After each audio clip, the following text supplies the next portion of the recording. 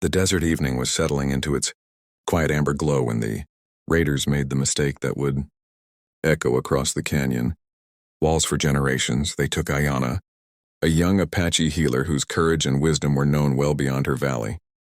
The kidnappers had slipped in like shadows, thinking the tribe was distracted by the gathering dance, but they underestimated the people who had protected this land for centuries, and even worse, they underestimated the one man the tribe considered family, though he wasn't born among them.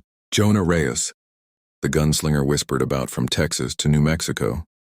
Jonah had spent years drifting between towns, trying to outrun the stories people attached to him, but the Apache Nation had offered him refuge and purpose, and Ayanna had been the one who taught him that peace wasn't weakness. When news of her capture swept through the camp like lightning, Jonah's face hardened in a way no one had seen since the days he swore he was done with gunfights forever. No one needed to ask him to ride, it was already decided. By the time the moon rose, he was studying the horse tracks, the boot prints, and the broken sage plants the raiders had crushed beneath their hurried escape.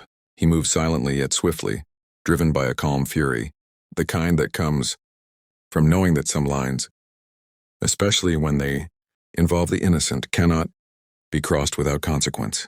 The night deepened, coyotes howled in the distance, and Jonah followed their trail, guided by instinct and the faint scent of smoke from the kidnappers' camp.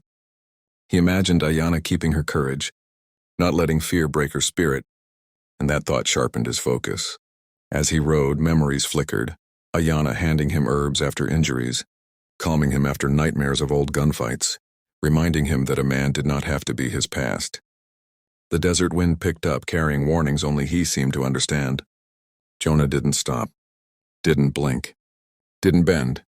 By sunrise, before the raiders even woke, the silhouette of a lone rider appeared at the old wooden fence near their camp, a fence that marked the border between lawless Badlands and a territory protected fiercely by Apache warriors, and that rider was Jonah Reyes, hat tilted low, coat swaying, and eyes locked with a purpose the morning sun seemed almost afraid to touch.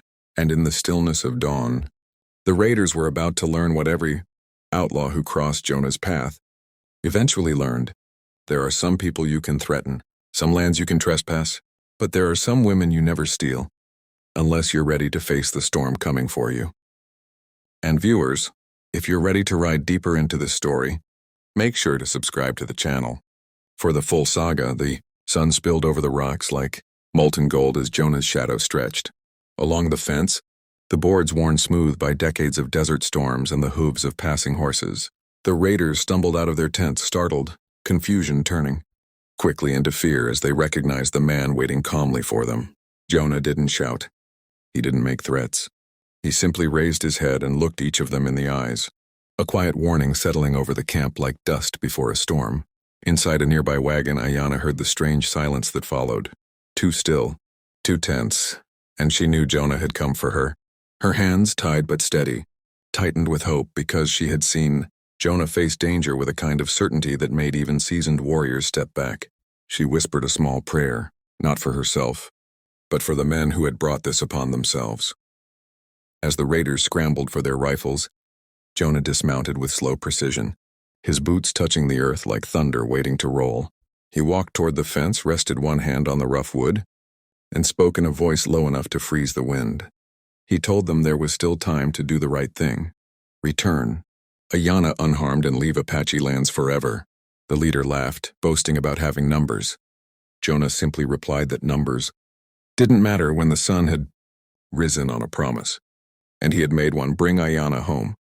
In that moment, the leader saw something ancient in Jonah's eyes, something shaped by loss, survival, and the wisdom he had learned from Ayanna and her people. Jonah wasn't just a man with guns. He was a man with purpose, and that made him far more dangerous. The tension snapped and chaos erupted.